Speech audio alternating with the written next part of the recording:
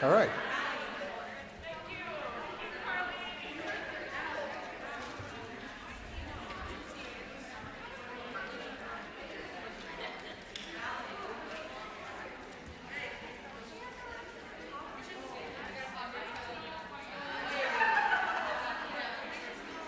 How are you? Fantastic. Think we got everybody? Yes. Close enough? All right, good afternoon, everyone. There might be a couple stragglers that come rolling in here. That's fine. We'll work through it. Hey, today, first of all, I want to say welcome, USD. Welcome, Girl State. And congratulations on being selected to come here. All right? You are the leaders of our future, okay? So keep that in the back of your mind, all right? You guys are leaders. You guys are going to make tough decisions in your lifetime. Make them for the good, okay? So what we're going to talk a little bit about is law enforcement today. I know there's a couple different classes. There's a lot of different things that are going on this week, and a lot of it does deal with the law enforcement roles in society. So you're going to see some neat things. You're going to see some canine officers, Kyler Pekarik and Pat Knowles come in. Great dogs. All right, I've worked with both of those dogs. You're going to see the SWAT guys come in. You're going to have sheriffs to come in. You're going to talk forensics. You're going to do all this neat stuff this week. Take it all in. Ask questions and learn as much as you can. Okay? Just a little bit about me. I retired in December after 25 years in law enforcement. Retired as a lieutenant for the Yankton Police Department. Spent 29 years in the military between active duty and the National Guard. And I currently teach here at USD, part-time as an adjunct professor. So, how many people are going to go into the criminal justice political science world at USD here? What? I see no hands? All right, so a little known fact. I am a proud graduate of the South Dakota State University. Go big, go blue, go home, right? I am. But then I came here to teach. Okay? All right, Cheryl, got to be careful what we're going to say now. All right? So, no. Guys, what I can tell you, I don't care if you wear red. I don't care if you wear blue. I don't care if you wear gold and go out to Black Hill State or wherever you go. Get an education, okay? And make the very most of everything that you do in life. All right? A very good friend of mine told me once that, every day is like a job application. You go in and you do the very best that you can every day. So, class expectations. Number one is we're going to have fun. All right? I like to laugh. I like to joke. I like to make fun of myself and others. So, but we make fun of each other together. All right? And as far as, raise your hand. Yeah, don't worry about that. Just put it out, okay? If you got a question, ask it. All right? Because that's the only way we learn. And if you have a question, that means I haven't covered it very well, right? All right. Where does it come from? Policia. All right? The Latin term for police or civil administration. What is the number one duty of government, whether it's state, county, or federal? One of the top duties. Anybody know what it is? What is it? Protect our citizens. Absolutely. And that's what the police, sheriff's department, federal agents, whatever they do, or whoever they are, that's what we do. All right? Cops have been around for a long time. All right? 5th BC, the questers, or the trackers of murderers. Believe it or not, since the beginning of time, we have been killing each other. Unfortunately, what's going on in our world today, and all the homicides, and all the whatever, people killing each other, this is something that's not new. We've been killing ourselves and killing each other since the beginning of time. All right? So, nothing you see is new. Emperor Augustus appointed the Vigiles of Rome. They patrolled the Roman streets at night, first looking for fires, the fire watch. All right, that's what they did.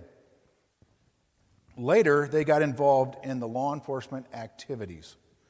And everybody's taking notes like crazy, so I do appreciate that. You will have a test, all right, coming up here at the end. So don't worry, test's not hard. Remember, a guy from SDSU made it, so it can't be too hard, right? So, what's that?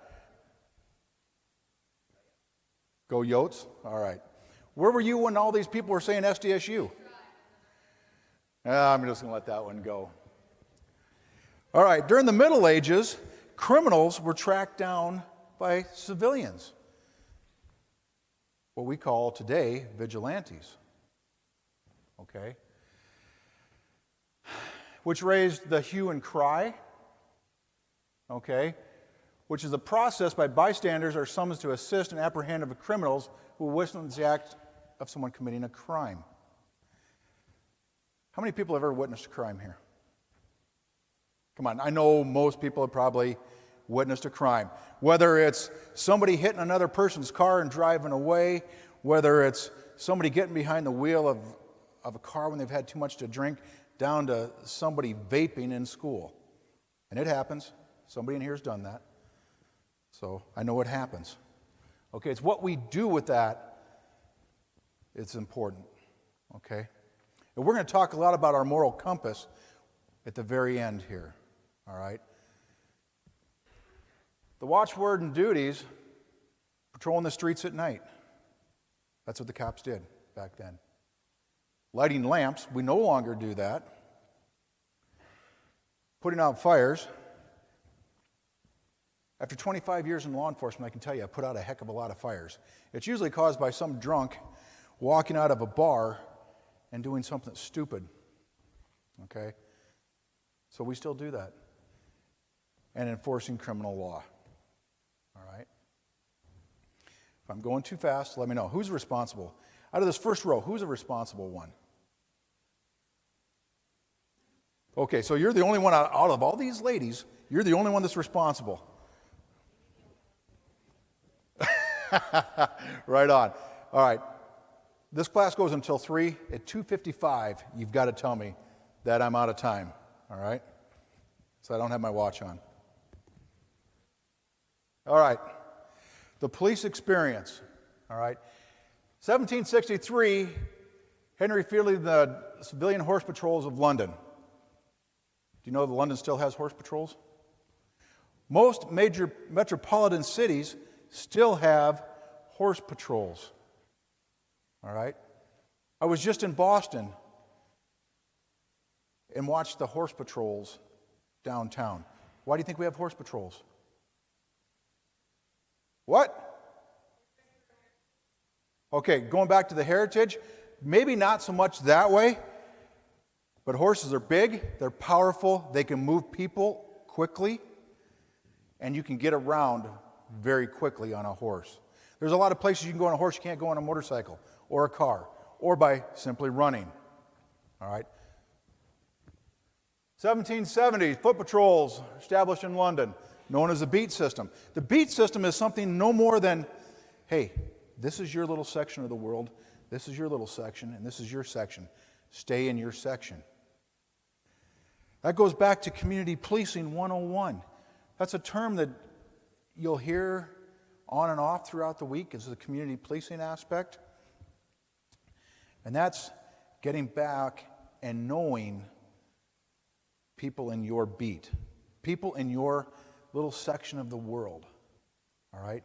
Because when you get to know them, they know you and they trust you, and vice versa, okay? 1798, the Marine Patrol, all right? Waterfronts, that area. We still have those in New York. We have those in Boston. We have those all over the place, all right? Sheriff's departments, and we're going to talk about sheriff's departments coming up here. They put boats on the water. We're checking for drunks on the water. Why would we even care if you're drunken in your boat on the water? What's that? Well, you can. It's boating under the influence. But you know what? What is my job? What? Protect and serve? Yeah, kind of. I'm here to save lives. All right, let me ask you this question. On Saturday morning, there's an active shooter class going on in this very same place. How many of you people are coming to it? Everybody's hand better be up. Because you know what? We're going to save a heck of a lot of lives that day. I'm teaching that class also. All right? And trust me, it'll be intense. Because we're going to talk about some really crazy things. But it goes back to the focal point of what my job is, and my job is to save lives. That's why we go out on the water. To get people that have been drinking and should know better, but they don't. And they do crazy things. They don't hurt themselves. 1804, the Horse Patrol was established. 1829, Robert Peel's police force, Metropolitan Police, established in London. Peel's Police, our forefather of American policing as we know it today. Robert Peel. That one is very important.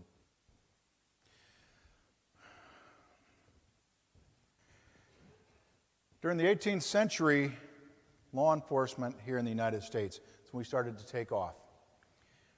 1790 to 1845, New York's population rose from 33,000 to 370,000 people. Do you think they need a police department?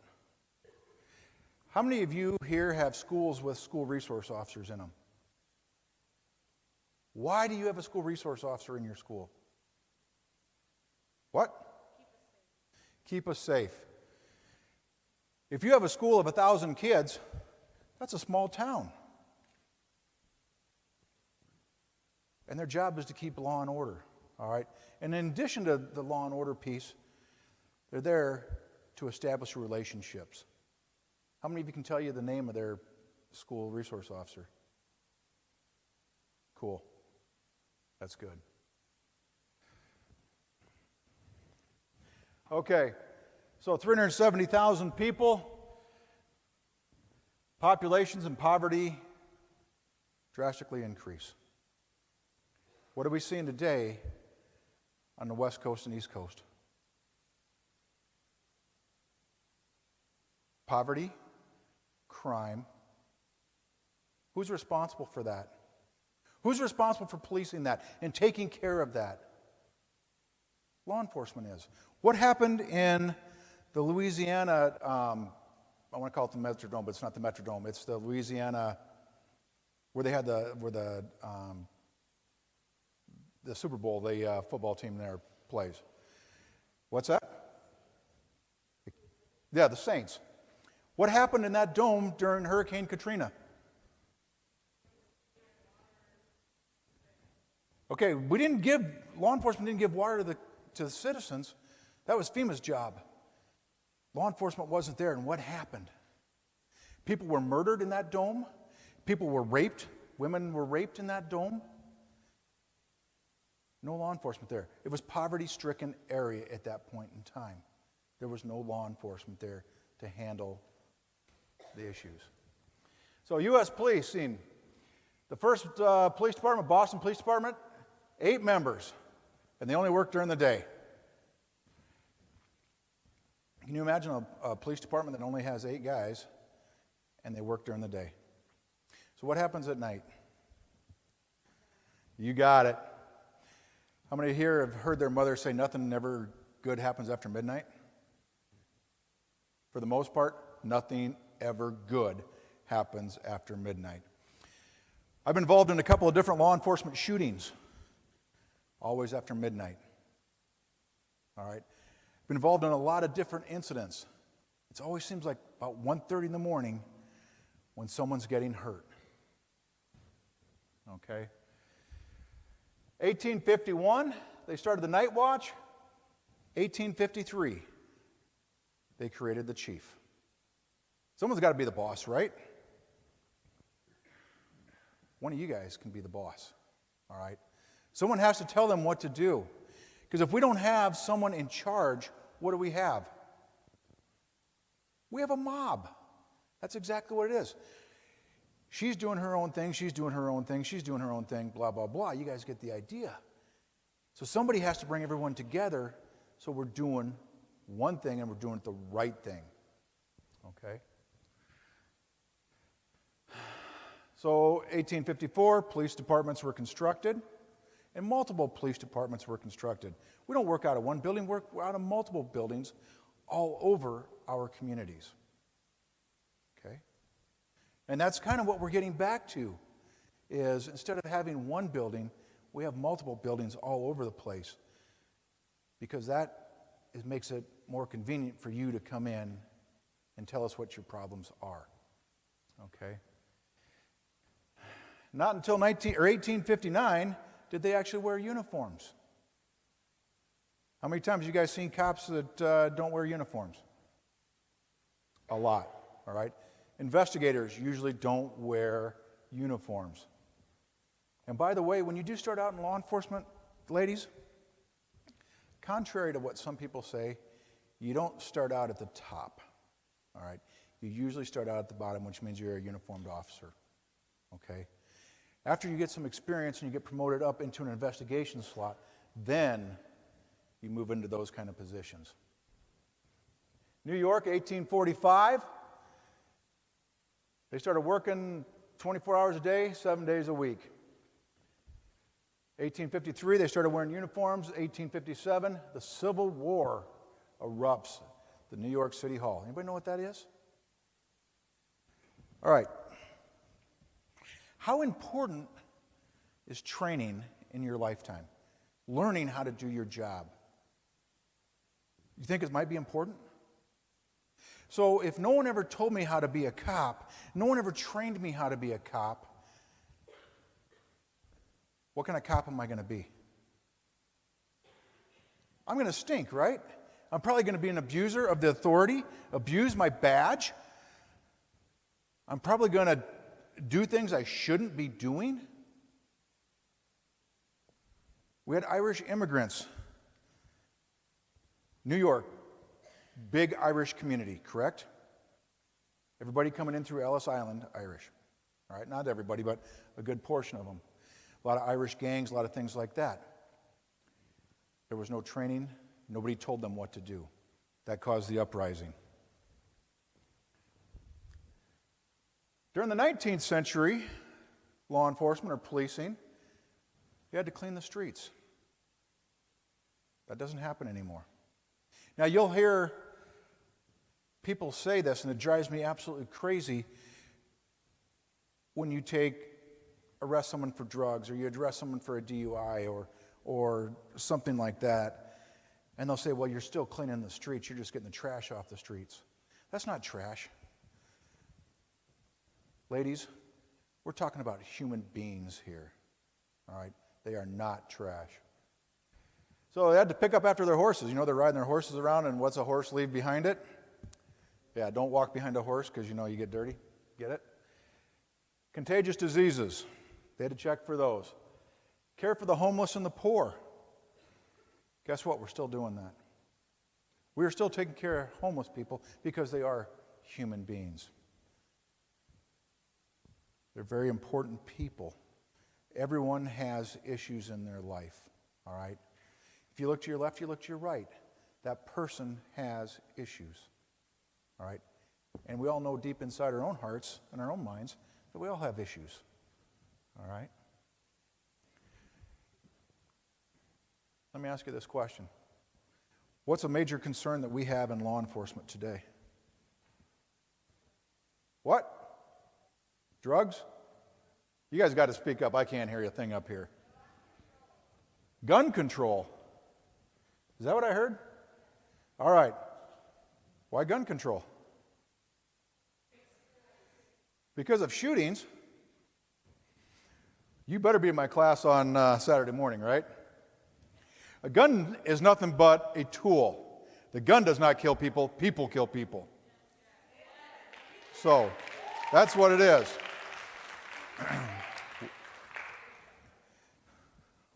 If I would have gave this same speech in California, I think I would have got the opposite reaction.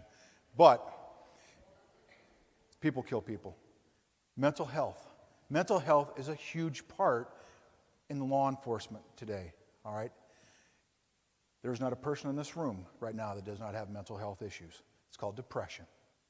Everybody, and I'm not excluding myself, has had some kind of depression at one point in time in their life. That's a mental health issue, all right? I take a lot of time out of my summers and I teach a lot of cops about mental health issues, all right, because it's very, very important. And a lot of the people that are homeless are the people that have these mental health issues. We take care of each other. You take care of it like that person is your mother or your father, or your brother or your sister, okay? Because that's what we do. And operating an emergency ambulance service. I can tell you most cops don't operate emergency ambulance service. There's a lot of cops that are EMTs, to include myself, or a former EMT, but we don't operate ambulances unless we absolutely have to. In the late 1800s, law enforcement was a very sought-after job because they paid very well. All right? Maybe not so much today, but back then it was very sought after because the wages were good. Then we step into the politics. Politics appointed who was going to be the chief. Politics appointed who could be your police officers, things like that. Thankfully, that has changed, all right? Politicians still pick your sheriff or your chief of police. Your sheriff is an elected official, all right? Your city managers, mayors, they're the ones who appoint your chiefs, all right? But the rank and file is appointed or hired by a board, all right? So politics has nothing to do with that piece of it, and that's the way it should be. All right, on the frontier, we talk about the frontier justice, and hey, you know, right here in South Dakota, we were the frontier, okay? We had a lot of open grassland, a lot of issues, specifically once you get out to the Black Hills area, the western side of the state. So the sheriffs and the town marshals, the sheriff is elected by the county people. The people in the county elect that sheriff. All right? The sheriff's job is to collect taxes and perform duties of the courts. What do we mean talk about duties of the courts? We secure the judges. We do what the judge tells us. We serve civil papers. We do all that kind of stuff. I was a deputy at one point in time. I hated serving civil papers. But it's a necessary part of the job. Someone has to do that. But what's even worse, you're also the tax collector. Okay? You can go out and seize people's property because they haven't paid their taxes. That's really hard to go out and take a farmer's tractor because he hasn't paid his taxes, when that's his livelihood. It's difficult. The marshals, appointed by the mayor of the city council, Wild Bill Hickok. So, let me ask you this. Who are the best cops? What's that? I can't hear anything. Honest ones. Oh, yeah, we're going to talk about that. People that have some experience in life, all right? When I started my law enforcement career, I'd already spent 3 years in the military, lived in Germany for 3 years, lived at SDSU for 4 years. Do you think you get some life experiences at SDSU or USD? Absolutely you do. You learn how to talk to people, all right? Those are the people that make the best cops. People that have experiences in life, all right? Well, Bill Hickok, some of those guys, they were probably more of your outlaw style enforcement. They had a lot of life experiences, but they learned that through life experiences. Okay, the National Sheriff's Office Association. So now we're going to start talking about different organizations within law enforcement. There are 3,084 law enforcement agencies, or sheriff's agencies in the United States. In the state of South Dakota specifically, there's one in every county. All right, you have a sheriff. And you probably have a deputy sheriff. And if you're from Minnehaha County, you have 120 deputy sheriffs. If you're from, anybody from Butte County? How many deputies do you have up there? One or two? Yeah, I don't know. What's the population there? Not very many, right? Pretty sparse, okay?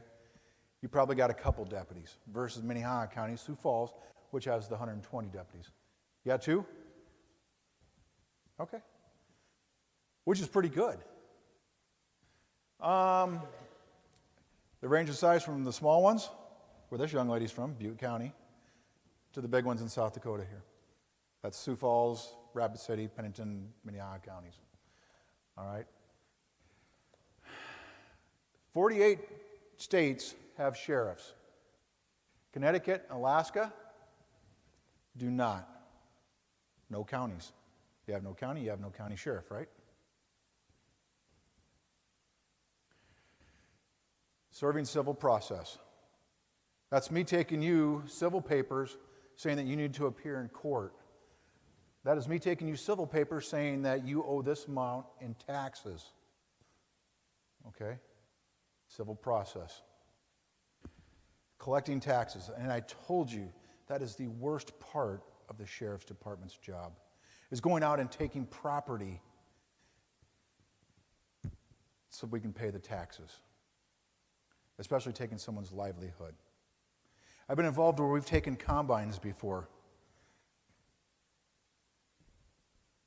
Ladies, that stinks. That's their livelihood. Providing courtroom security. We provide courtroom security because sometimes we have people in our courts before the judge that are not very nice people. In society, we have about 10% of our population that no matter what you do, what you say, whatever authority you may or may not have, they will not recognize your authority, and they are going to do what they want anyway. Legislators make laws. The governor signs them in, okay? But they're still going to do what they want because they don't believe in your laws, all right? They don't believe that you have the authority to tell them what to do, okay? 10% of our population, we're going to deal with that. Transporting prisoners. We take prisoners all over the place. If you commit a crime here in Clay County and you go back to Butte, South Dakota, and you have to stand in front of the judge for your crime, someone has to go get you and bring you here. That's what our county sheriffs do. County jails, they operate the county jails. So don't commit a crime here in Clay County while you're here, all right, because we don't want to have to come get you. And general law enforcement duties, that's the DUI, the speeding, and the thefts and all that other stuff, all right? Okay. On the frontier, 1835, the Texas Rangers. Anybody watch Walker, Ranger? Yes, thank you. I don't watch it. How about Hawaii Five-0? With Dano and all that other stuff? All right. Ladies, that is crap. I'm going to tell you that right now. My kids watch it, and I keep telling them that. All right. My son goes to Roosevelt High School. And any Roosevelt people here? Right on. He plays for Sioux Falls Power up there. And he comes home and he's watching Hawaii Five-0 and he's like, Dad, this is so cool. I didn't know you guys could throw hand grenades at the bad guys. What? Are you kidding me? You're an idiot. All right? We don't throw hand grenades at people. All right? So whatever you see on TV, CSI, all that other kind of stuff, we do not solve homicides in half an hour excluding commercials. Okay? It doesn't happen. 1901, the Arizona Rangers. 1905, the New Mexico Mounted Patrol. 1905, Pennsylvania started the first State Police Department. First State Police. We talk about federal law enforcement. These are the agencies. All right, who's my responsible one here? How much time do I got left? 2:34? Right on. You guys don't ask very many questions. Yeah. It must be they're covering it or you guys are too busy Googling or doing something in notepads. All right. So the Federal Bureau of Investigation, the FBI, handle federal crimes and crimes that happen on Native American reservations. Okay? They also handle crimes that happen on U.S. military reservations, things like that. Okay? What? Hold that question. I'm going to get to you in just a second. No. The answer is yes and no. It depends on what the crime is. You know, a lot of times we'll call in the federal agencies to assist us because they don't have the state jurisdictional boundary issues that we have. All right? I can't just step into Nebraska, Iowa, or Minnesota to start interviewing people. I need their assistance to do this. All right? The feds really don't need to do that, but they will help us out. What's that? Well, it's a little bit more than just waving a badge. All right? I can tell you, I've been in Minnesota, Iowa, Nebraska, Wyoming, investigating crimes. I don't step foot in anybody's neighborhood until they know that I'm there, all right? Because that's common courtesy. All right, I don't have arrest authority there. So I can tell you my brother was an FBI agent. He was in charge of Bank Robbery Division, Sacramento, California. If you think being an FBI agent is absolutely glorious, think again. He went to work at 6:30 in the morning, got home at 8 o'clock at night, 5 days a week. On average, got called out 3 nights a week for bank robberies. It cost him his family. It cost him his career.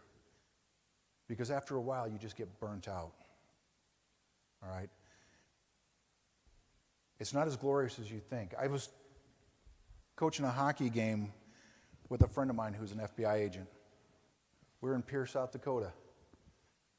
He gets a phone call. We're on the bench. 5 minutes later, he's like, I got to go to my car. I'm headed to Pine Ridge for a rape investigation. Of course, it's to a kid, of course. So your job is not glorious as people think it is. All right? We got the DEA, the Drug Enforcement Agency. They're the guys who investigate all the dope crimes, right? They do. They investigate a lot of dope crimes. They get involved in big dollar dope crimes. Okay? When I talk about big dollar dope crimes, I'm talking $500,000 plus. We're talking, I'm sorry. What was your question? I'm sorry.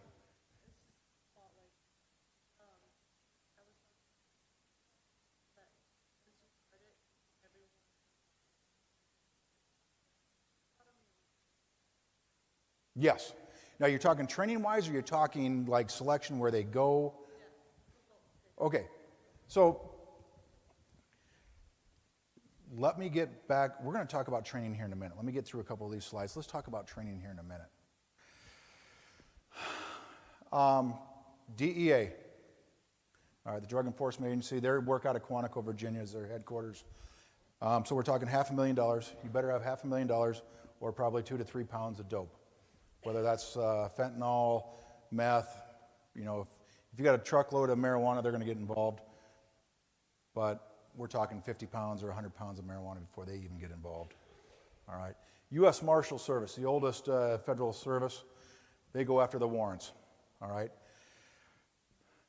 In my book, and this is just my opinion, probably the most dangerous of all the agencies I've ever worked with.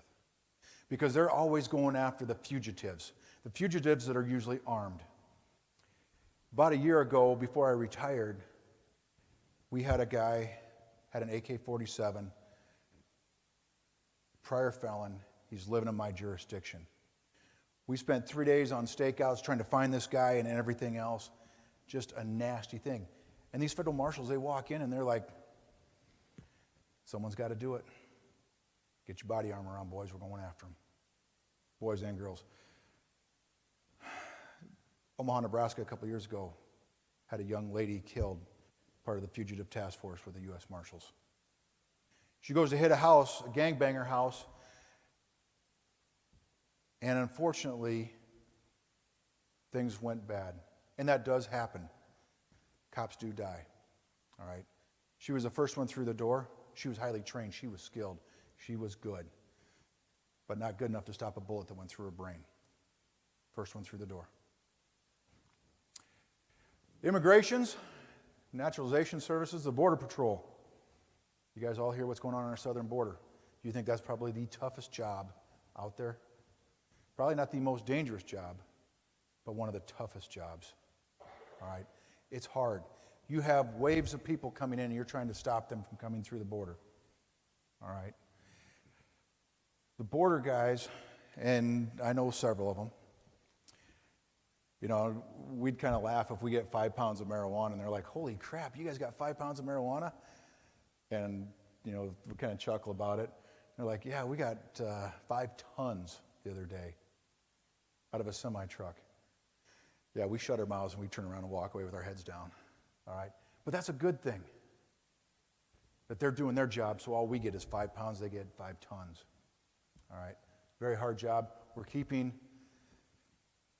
illegal people from coming into our nation. All right? Well, they're doing the best job that they can. Director of the FBI, J. Edgar Hoover, 1924 to 1972. So, Quantico is the training academy for FBI, DEA, a lot of these federal agencies. So I was at Quantico a couple years ago. I went through the clandestine lab training. I was on the state team. Every time we had a meth lab, I was one of the guys that went in and got it. All right, meth labs are extremely dangerous because they're an explosive hazard. If you tip the meth, the pot over that is boiling with the acids and stuff like that, and the lithium touches this other chemical that's in there, it immediately explodes. All right, so it's kind of a nasty job. But so we go over and we're looking at the FBI Academy, and one of the instructors takes us through and kind of shows us everything. They got this great, big, beautiful Olympic-sized swimming pool. The swimming pool is 1 inch shorter than an Olympic-sized pool. Why would that be? It keeps everybody else out. All these organizations that want to come in and have these swimming competitions, if we don't meet your regulations, all right, keeps everyone else out. It's pretty secretive in there. So the FBI developed a uniform crime report. What does that tell us? What does a uniform crime report tell us? How many crimes had happened throughout the United States, right? So in 2016, I can tell you, I can go into the uniform crime report and tell you that 686 people were beaten to death by bare hands. I can tell you how many people are murdered, how many cops are killed. I can tell you how many rapes we had in that time frame. That's what that does. The most wanted, the FBI's top 10 most wanted, those are the guys we're going after. So did you guys realize that number 3 on the FBI top wanted was captured in Yankton 2 years ago? True fact. The FBI Academy, that's where we train cops, all right? That is where the training standard comes together. All right, so let's talk about training. So, in law enforcement, females and males are trained to the same standard, okay? Whether you're shooting a handgun, doing a push-up, whatever it is, we're all at the same standard because we all have to do the same job, correct? And I can tell you that a lot of female shooters are much better than male shooters. Females are a lot better at interviewing things and things like that, all right?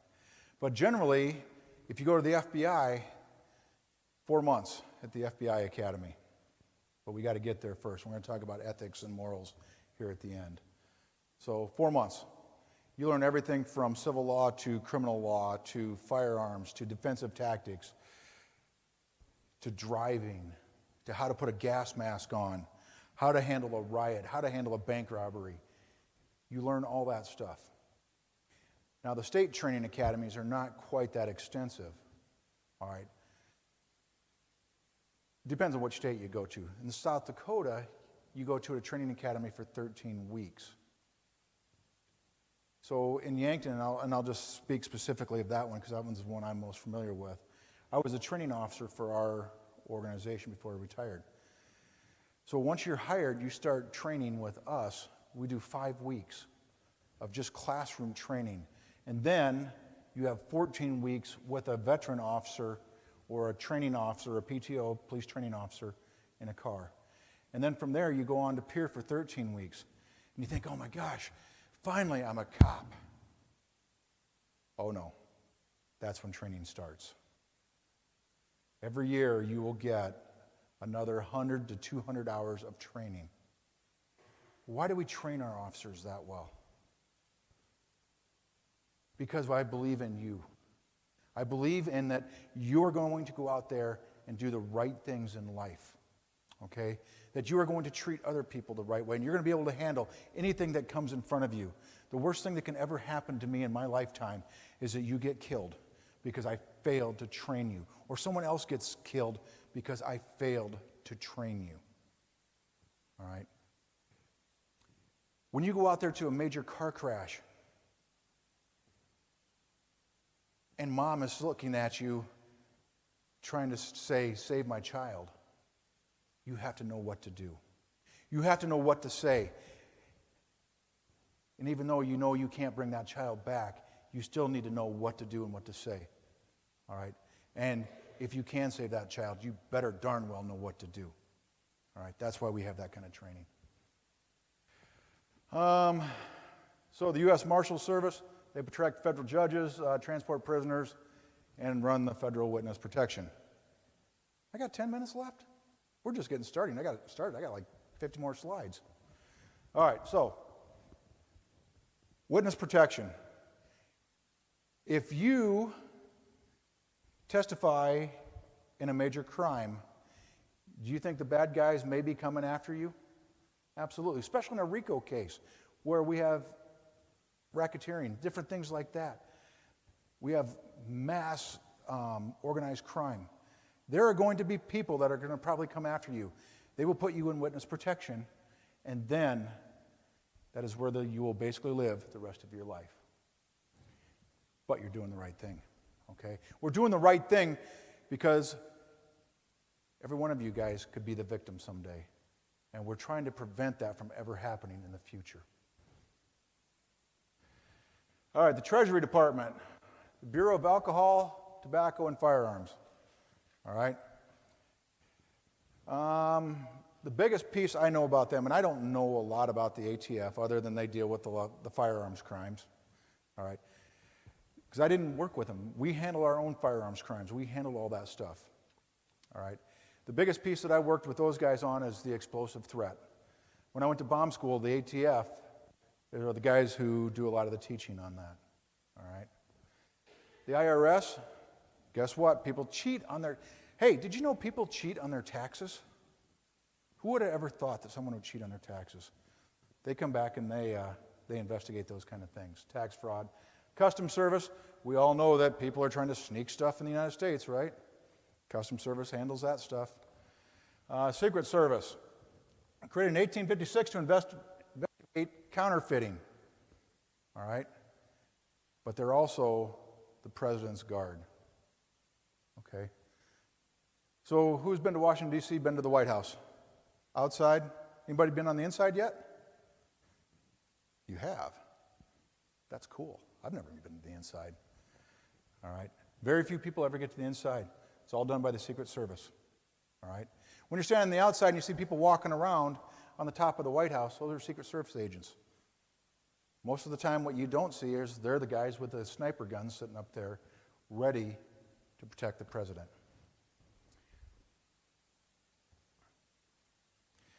According to the 2012 Bureau of Justice Statistics, there are 17,985 state and local law enforcement agencies employing at least one full-time officer. 90% of these agencies employ 50 or fewer sworn officers. That would be the state of South Dakota minus Rapid City, Pennington County Sheriff's Office, Sioux Falls Police Department, and Minnehaha County Sheriff's Office. Everybody else employs less than 50%, or 50 sworn officers. Now, here's a big one for me. In the 1970s, women accounted for about 2% of sworn officers in the United States. In 2013, and those stats are still the same to this day, 13% of sworn staff are females. I was in charge of the hiring for my organization. I want the demographics of my police department to reflect the demographics of my community. If I have 10% Native American population, I want 10% of my officers to be Native American. In a perfect world, I had 50%, not 13%. I had 50% of my organization female. Remember, we police our own. We want our police departments to resemble what our communities look like. Okay? Unfortunately, that's hard to get. There's not a lot of females that get into law enforcement. I urge every one of you to take that leap. It is one of the most rewarding career fields you will ever get into. Not the most highly paid career field, but one of the most rewarding career fields you will ever get into. Because we're here to save lives. That's what we do. So,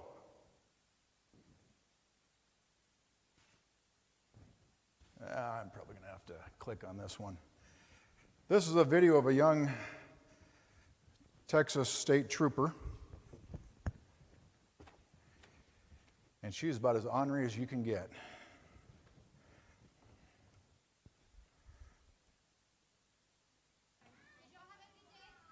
Don't let her age or size fool you. And y'all can meet everyone there. But I am fiery, man. I really am. I'm a firecracker. DPS trooper Alex Dahl is only 22.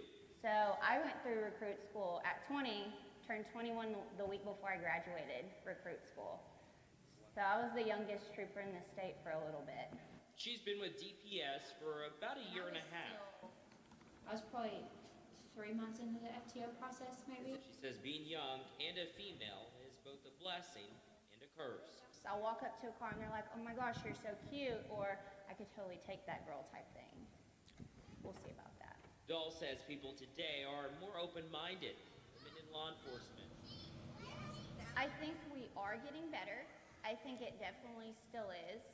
I get, oh man, you're too young to be in highway patrol. Or, you're too pretty to be in highway patrol. I'm like, no, I'm not, I promise you, I'm really not. If I can do this job, you can do this job. Lubbock police officer and full-time academy instructor Kimberly Crane loves what she does. Dip in your knees and pop up. This is what I was made to do, and I was determined that I wasn't going to be turned away. I was going to get on it, and I was going to work until I got where I wanted to be. Crane is one of nearly 40 female officers on the force. I consider myself very fortunate that I am in law enforcement at this day and age, because back then it was unacceptable for a woman to do this job, and now it is very commonplace. She says women bring a different style of policing to the job. We put a lot more thought into how we do things. Not saying that men don't, but they get the job done, and we're like, well, how do we get the job done most efficiently for us? And so having that different style of policing helps us handle calls differently, sometimes more effectively. When it comes to speaking with victims, every officer gets special training. you have to speak to people that are traumatized by something or in crisis differently than you would just a normal person or a suspect or an arrestee. It requires a different type of finesse, and women pick up on that much more easily because we are generally very conversational creatures. Deputy Sofia Jaramillo has worn her badge. Yeah, but we're going to be out of time here. So the South Dakota Highway Patrol has a young female trooper in this area. And I'm trying to pick out somebody about her size. Stand up, please.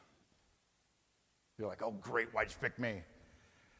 This is about the size of the young female trooper that's in this area. You go ahead and sit down. Thank you. Do you think somebody out there might try to intimidate her? Oh, heck yes. All right? She's young, she's small, but she's mighty.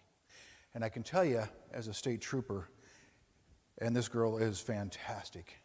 She has willpower like you can't believe. In one weekend,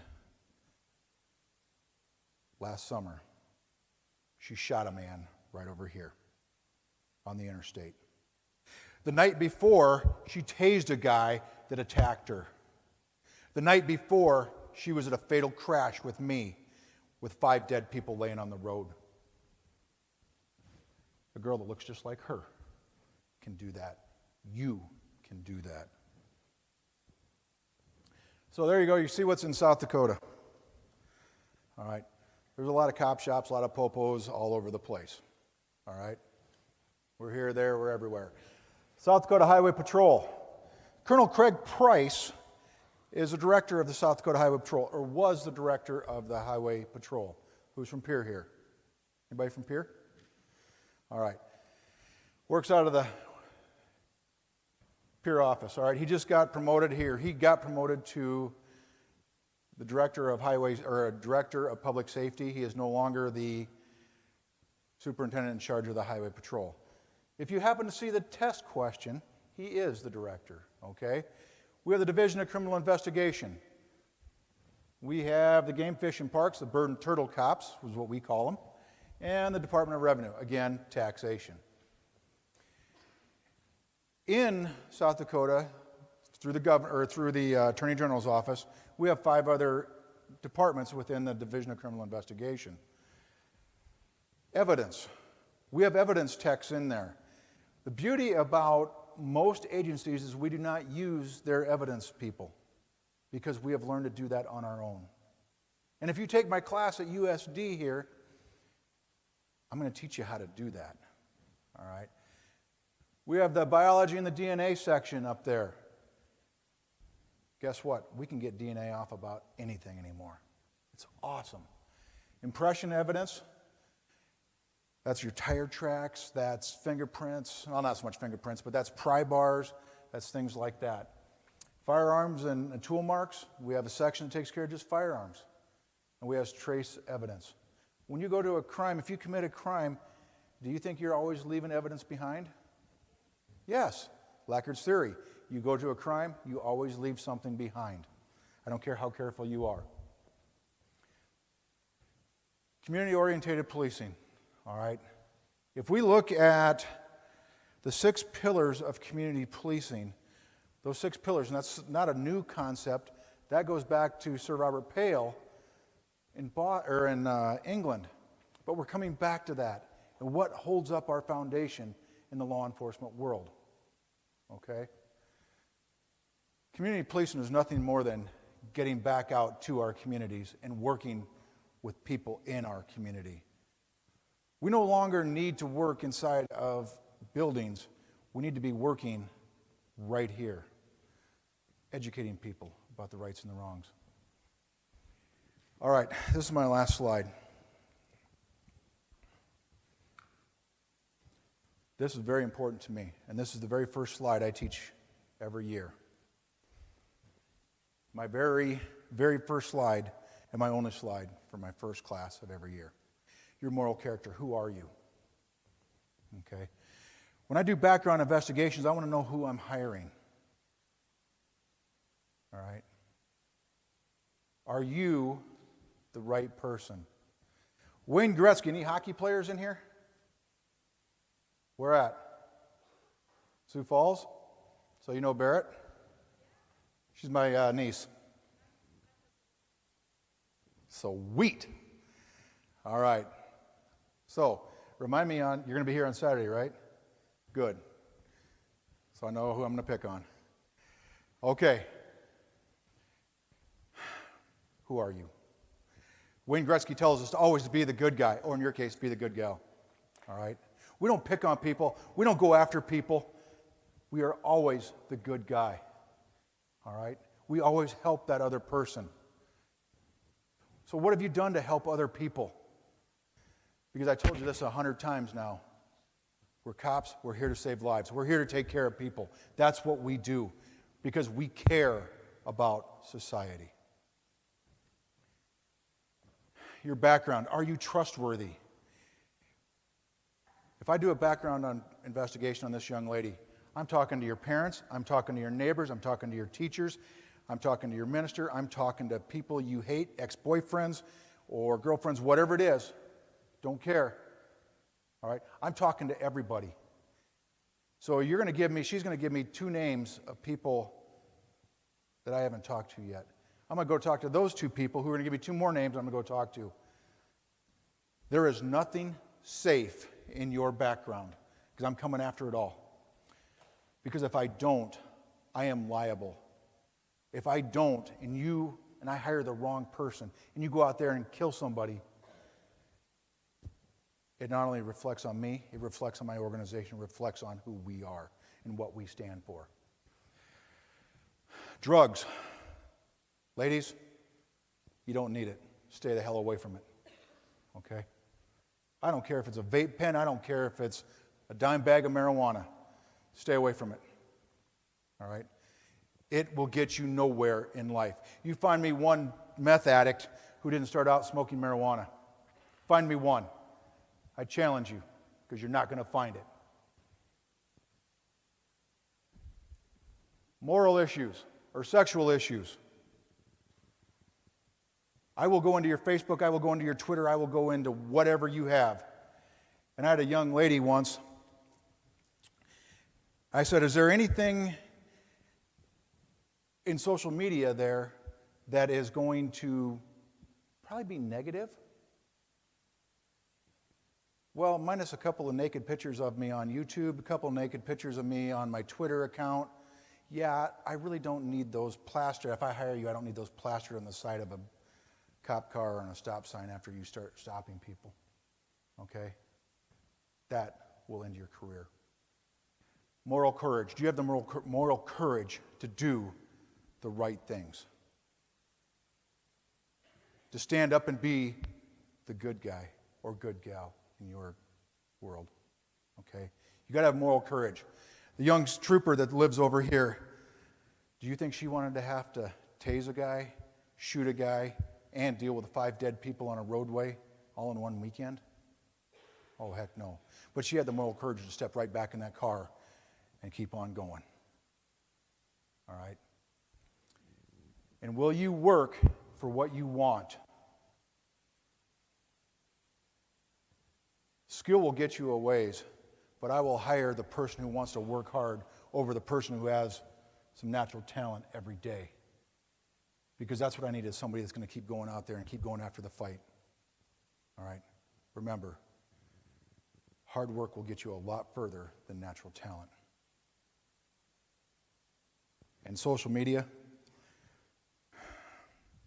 I can't tell you the number of cell phones I've confiscated over my lifetime and different pictures of young ladies who sent them to their boyfriend thinking it's going to be okay.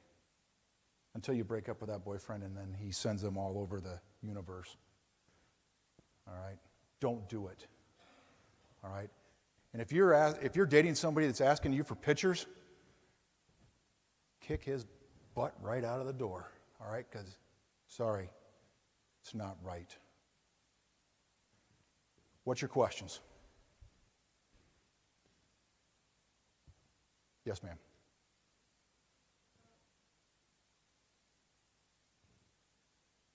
No, you don't have to. You don't have to be a police officer first to join the FBI, but it does help. My brother was a state of Idaho Drug Task Force. Michael Melcher was in the South Dakota Air Guard, went on to be a nuclear arms inspector for the UN prior to ever going to the FBI. You got to have experience, though, okay? So you got to get out there. You got to get your name out there, and you got to get some experience behind you.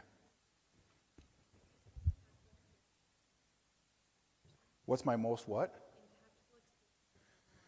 The most impactful experience I ever had in law enforcement was in 2001 when a guy stuck a handgun to my head and told me it's my turn to die. That was a really crappy night, by the way. The good news is nobody died. Everybody went home. He went to jail. Third strike rule, he's still in jail. Yes, ma'am.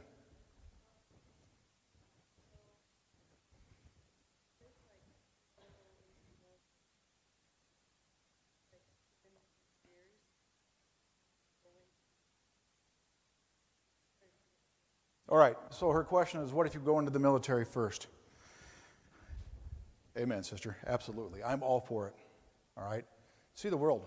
I lived my first 3 years, I lived in Europe. All right? Out of all my friends, I'm the only one that's been to Europe. I'm the only one that's skied in the Bavarian Alps. I'm the only one that's done a lot of crazy stuff that we won't talk about today, but you get your veteran status. All right? You get a lifetime of experience, all right?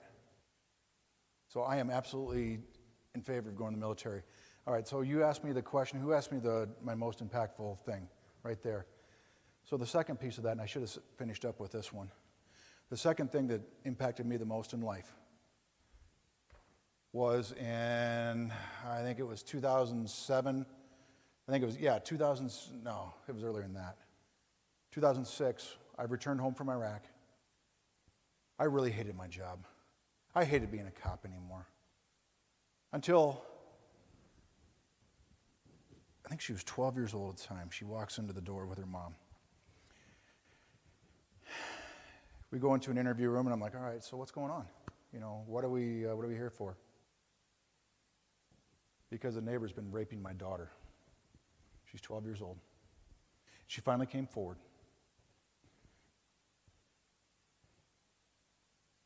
For the next 6 hours, I'm with this young lady, and we're talking about some of the most horrific things that ever will happen to you in your lifetime.